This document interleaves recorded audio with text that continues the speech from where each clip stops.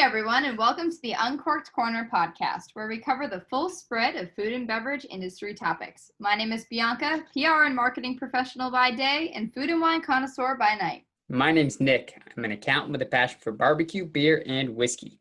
Today we welcome Holly Turner and Andy Slusarenko. This husband and wife duo is behind the wine at Three Rivers Winery in Walla Walla, Washington. During this episode, we learn about AVAs, rosés, and what makes this winery a real hole-in-one. Without further ado, let's get into the podcast. Welcome to the show. To start, we'll let Holly and Andy introduce themselves and tell us about their roles at Three Rivers Winery. Hi there, I'm Holly Turner. I'm the winemaker at Three Rivers Winery in Walla Walla, Washington. Hi, and I'm Andy Slusarenko, General Manager and Assistant Winemaker at Three Rivers Winery.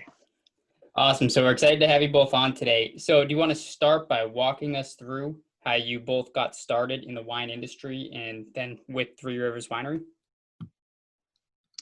Yes, I'll go first. I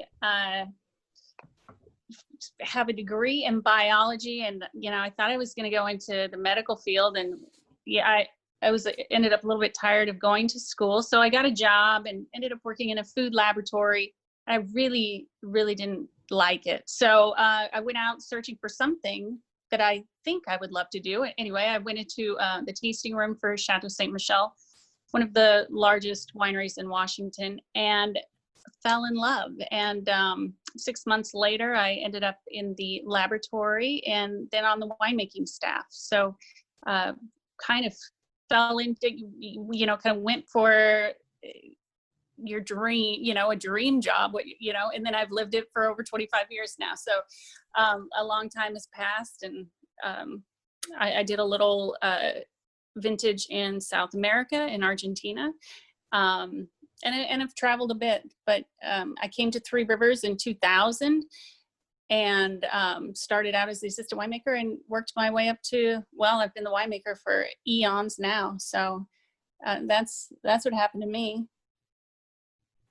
Well, and for Andy here, I started at Three Rivers back in 2000 as well. Graduated college with my horticulture and turf management degree, and actually met the previous owners of Three Rivers Winery at a golf course where I was working at the time, and they kept telling me they wanted a golf course at their winery. And so one thing led to another, is pretty much drawn up on a napkin over beers, and I installed a 3-hole golf course on 3 acres, sort of destination type setting at this winery, and slowly worked my way in after the golf course was installed. I grew in the vineyard for them right after that, and then transferred inside as winemaking, first as cellar master, and then where I'm at as assistant winemaker now. Growing up in the apple orchards of Walla Walla, I knew I didn't want to farm for the rest of my life, so I went to college, and here I am farming again. Hey, comes full circle. So why don't you tell us, you mentioned their previous owners. How did Three Rivers Winery get started? How long have you guys been around? So there were 3 original partners. They got together at the bar and were cooking up plans for a business. And it was just when the valley was really starting to take off. We were the 13th winery in Walla Walla.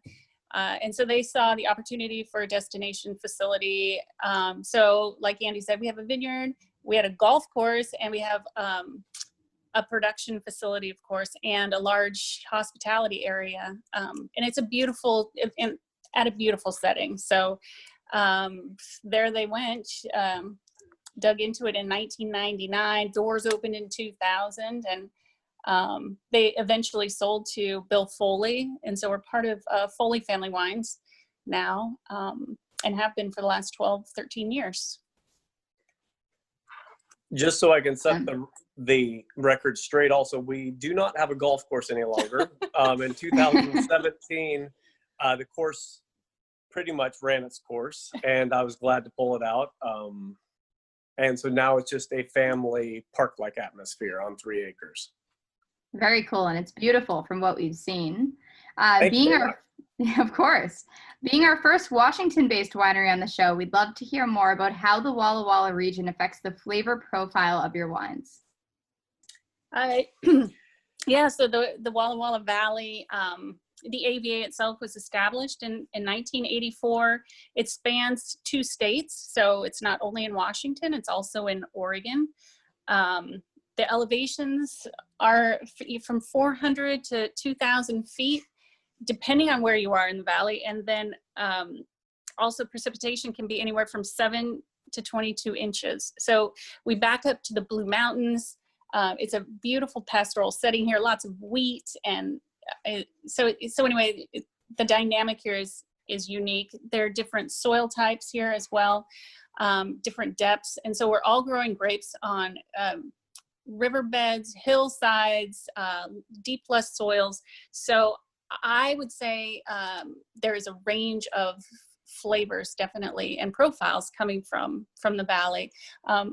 You can have Syrah grown at the north end of the valley or in the south end in Oregon, and it can be fruity and really kind of jammy to just this wild meaty beast. So it's really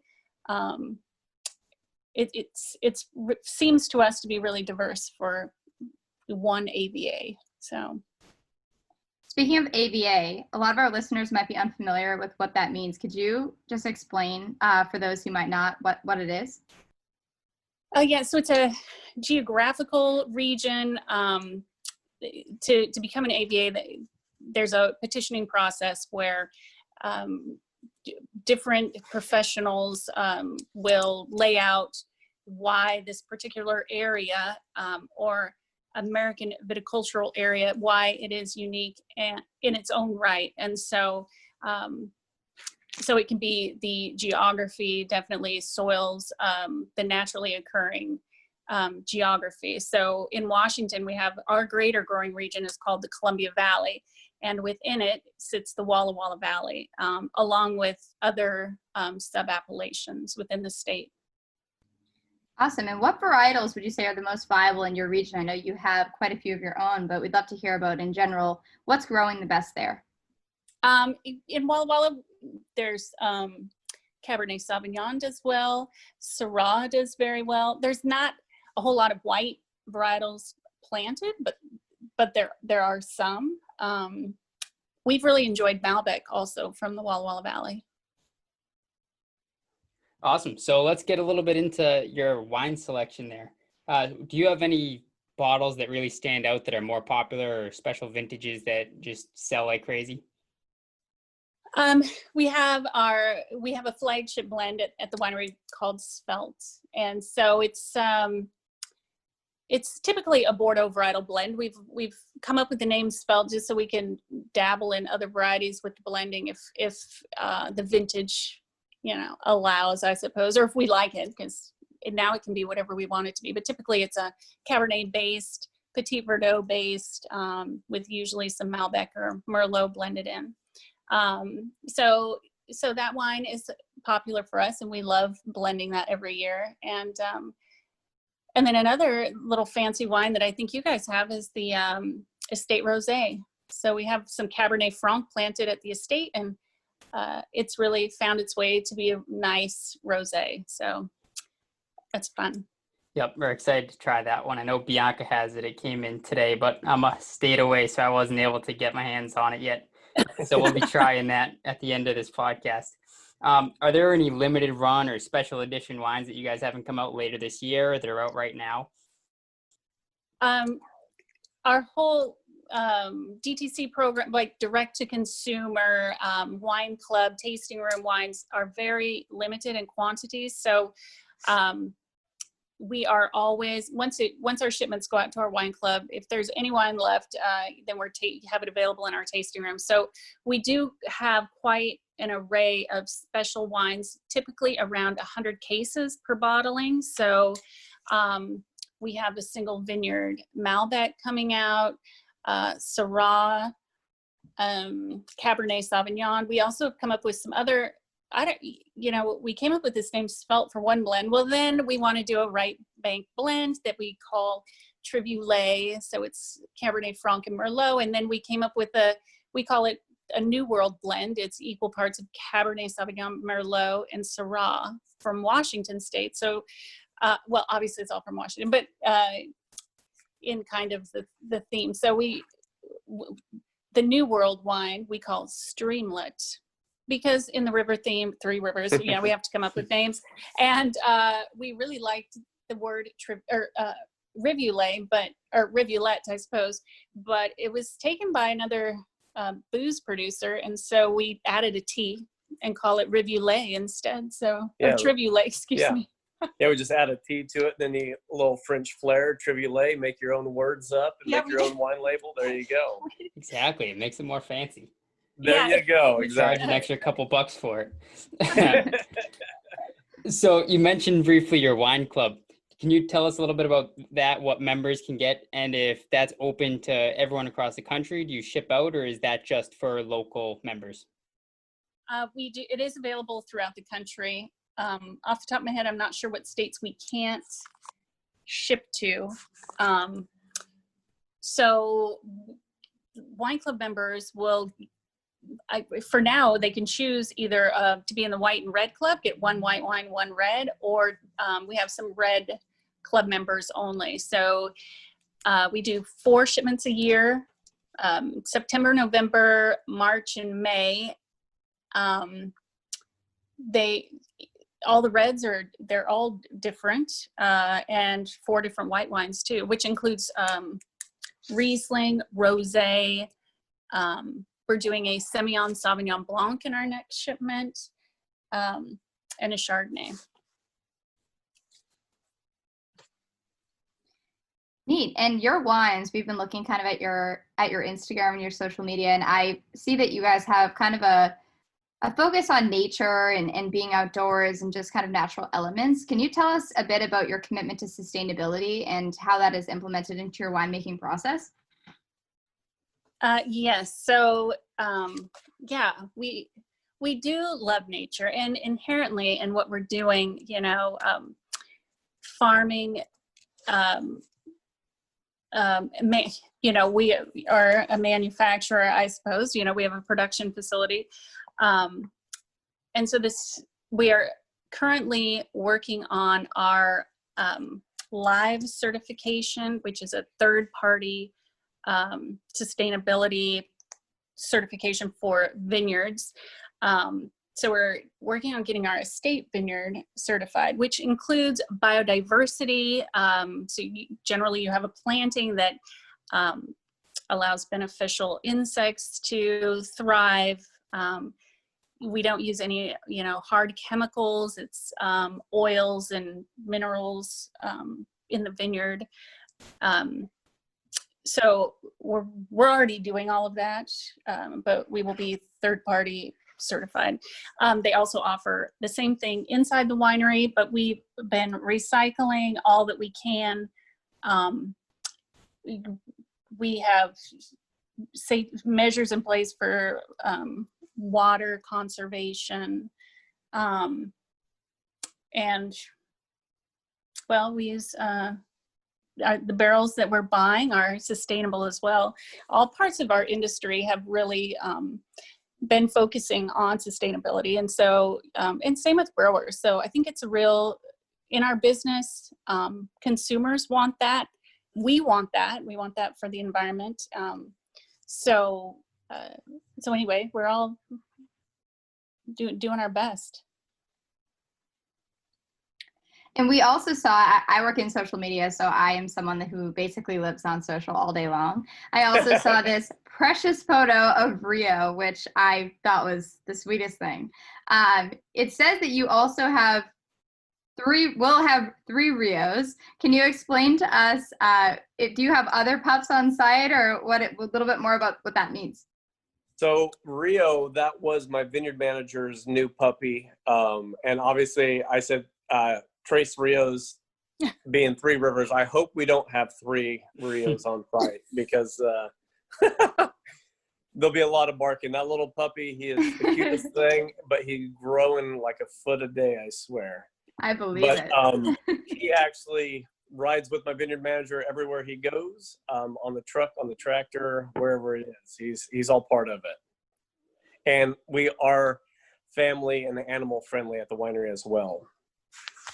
That's awesome. That's a lot of fun. So circling back to earlier, the golf course being turned into more of a family-friendly park and having the tasting room, what sort of unique experiences do you have to offer for people that are coming and visiting in person? At Three Rivers, we are, like I said, we invite anybody, young, old, however it may be. And we have plenty of seating outside on that 3 acres of grass for people just to enjoy nature, birds, animals.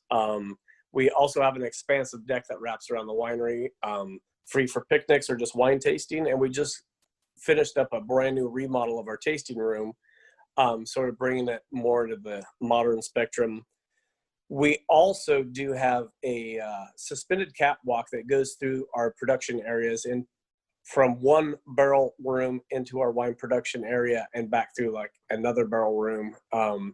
And that we'd like to take people on just to kind of show them sort of behind the scenes what happens. Not all wineries are glamorous and everything. So when it's in the heat of the moment at harvest, it's very sticky, and this is what we do. But we want people to see that because it is like a raw product that we are turning into this lovable, valuable wine.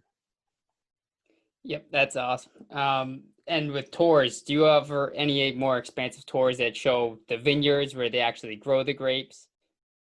We actually, so on site, we have an 8-acre vineyard, and all depending upon time, if we have time or not, we will give people a state vineyard tour plus a wine production tour all in the same, and then sit them down for a tasting as well. We don't really offer any tours out to any of the other vineyards throughout the Walla Walla Valley that we source from, just because of timing and not a lot of staff. Holly and I and one other guy is all we have for winemaking. It's a very, very small crew. We also see that on your social pages, because I'll keep going back to that, you have lots of food and wine kind of pairings and just things you put together.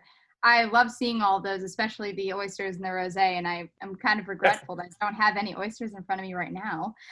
What are some of your favorites? And are those things that you're making on site, or are those kind of when you're home and just putting stuff together, you're throwing them up on the gram? So going back to the social media, I took over our social accounts about a year and a half ago, just to really show who Holly and I are and who Three Rivers is as a whole. We are very much about nature, and about food and about fun and friends and family. And so pretty much everything that we post, we take the pictures of. We're experiencing it. We love to cook at home, so we don't eat out very often. So we're always trying to experiment and just rethink new things. I mean, I'm not very good at social media. I'm not very good at taking pictures, and I'm really not good at, describing what it is, but it's fun. I'd say you're doing a pretty good job. Well, thank you. Thank you. Yeah, and if Andy didn't mention it, we're married too. Yes. We're a husband and a wife winemaker. Sweet. So that's how we can take pictures in Yes, all these strange exactly. That's why places. she's always with me, and I'm always with her. Work is never done. Nope, it's the perfect duo. So I know this is the moment Bianca's been waiting for. Bianca, do you want to go ahead and open the bottle and give it a taste? I know, Nick. I feel like this has happened before too. Poor Nick. He's always left out when I get my shipments late. That was on me too. But yeah, I just opened this rosé, and it's really a great bottle. It's very refreshing. I did toss it in the wine fridge for about an hour before the call so that I could chill a little bit. Then I took it out, and it's been breathing for a little bit now since we've jumped on the call. But it is a very tasty, very nice wine. I definitely think that this is perfect for summer. It's been hot here, so I'm very much enjoying it. But I'd love for you to tell us a bit more about it and why it's special, what makes it different than other rosés in the market, and also what the primary tasting notes are. Yeah, so This is Cabernet Franc from our estate vineyard. We have just under 3 acres of Cabernet Franc. So nobody else is getting it, which makes it very special. We're it's our estate rosé, only available in the tasting room or to order online. We've been making rosé from the property for years now, and the site is hot. It can be susceptible to like early frost. So for us to be able to pick it a little bit on the earlier side, keep the alcohol lower, the acidity up. We don't want, the color is so pretty. So we press, we don't, maybe the skin contact time is 3 hours total. So we didn't want to make a full-bodied rosé. We wanted it refreshing and on the lighter side. It was all in stainless steel, just to keep the flavors fresh and clean. It was a cool fermentation, but you don't. We love our yeast program that we're using. It really, Cabernet Franc can be really vegetal, but we've kind of worked with it so much, trying to dial in this rosé, that it's really got some nice watermelon characters and field wild strawberries, and so there's still a little bit of that fresh kind of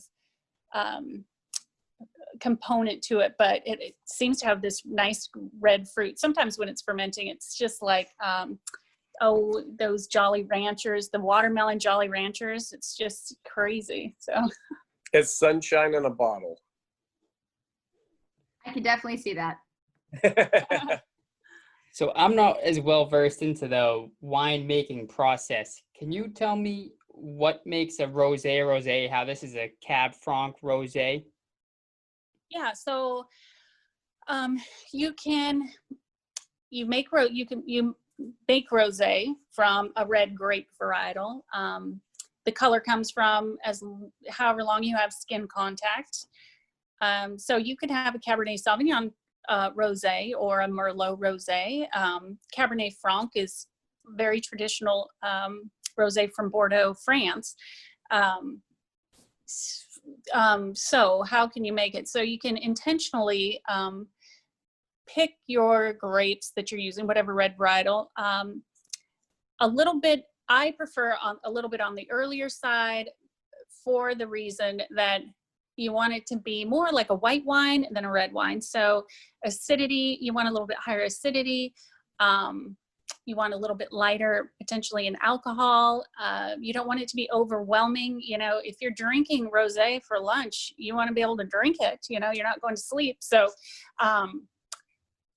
so the other way you can make rosé is your intention is to make a red wine and you saignée. You pull off part of the juice early, and typically it'll be pink because this fruit is really ripe, and then those are typically higher in alcohol, probably a little bit deeper in color, a little more full-bodied rosés.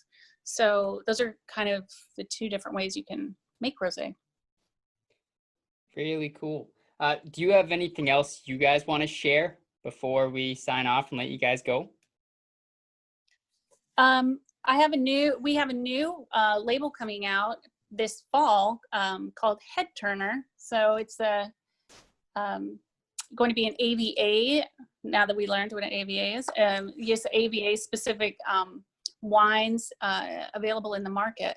So we're going to have a Red Mountain Cabernet Sauvignon and a Horse Heaven Hills Chardonnay, both from Washington State.